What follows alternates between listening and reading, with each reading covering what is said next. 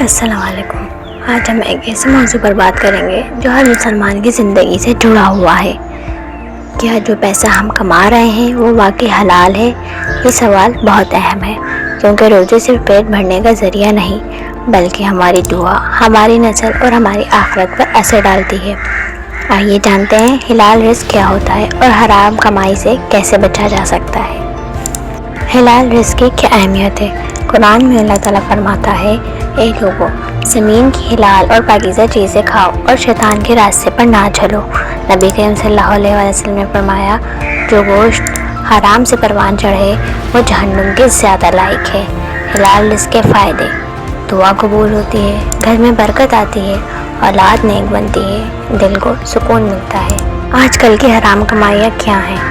آج کے دور میں حرام کمائی کی شکلیں چھپ گئی ہیں، مگر نتائج بہت خطرناک ہیں۔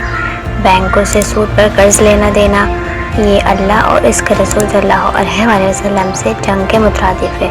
دھوکہ، جھوٹ اور فراڈ، جعلی سروسز، نقلی مصنوعات، on line fraud, ending apps, رشوت وغیرہ۔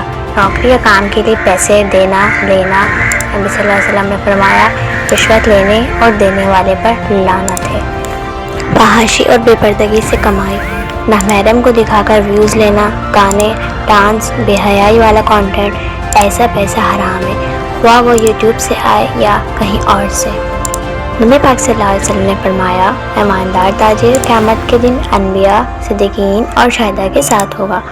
حلال کمائی کے چند ذرائع یہ ہیں: دیندارانہ کاروبار، فری لانسنگ جو حلال خدمات پر مبنی ہو، آن لائن تدریس، ٹیچنگ، دیندار یوٹیوب چینل جس سے موسیقی، فحاشی نہ ہو، قرآن، حدیث اور اسلامی کتابیں فروخت کرنا۔ یاد رکھیں، حلال کا راستہ شاید مشکل لگے مگر اس میں سکون اور آخرت کی کامیابی ہے۔ حرام کمائی کا انجام: حرام کمائی وقتی خوشی دے سکتی ہے مگر دل سے سکون چھن جاتا ہے، دعا قبول نہیں ہوتی، اولاد پر برا اثر پڑتا ہے، آخرت میں سخت سوال ہوگا، کہاں سے کمایا اور کہاں خرچ کیا؟ یہ سوال قیامت کے دن ہر انسان سے کیا جائے گا۔ اگر آپ چاہیں تو توبہ اور نئی شروعات کر سکتے ہیں۔ اگر کسی سے غلطی ہو گئی ہو تو مایوس نہ ہو، اللہ کا در ہمیشہ توبہ کرنے والوں کے لیے کھلا ہے۔ دل سے سچی توبہ کریں، حرام کمائی کو چھوڑ دیں، حلال رزق اپنائیں، جس میں برکت کی دعا کریں۔ نبی کریم صلی اللہ علیہ وسلم نے فرمایا، جس نے حرام چھوڑا اس کے لیے اللہ نے حلال میں کشادگی پیدا فرما دی۔